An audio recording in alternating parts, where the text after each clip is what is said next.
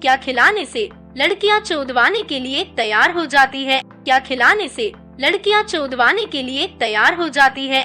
5, 4, 3, 2, 1। आंवला खिलाने। किस लड़की को चोदने में ज्यादा मन लगता है? किस लड़की को चोदने में ज्यादा मन लगता है? 5, 4, 3, 2, 1।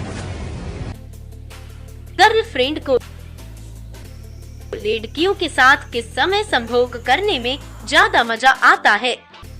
लड़कियों के साथ किस समय संभोग करने में ज्यादा मजा आता है? 5, 4, 3, 2, 1। सुबह के समय में।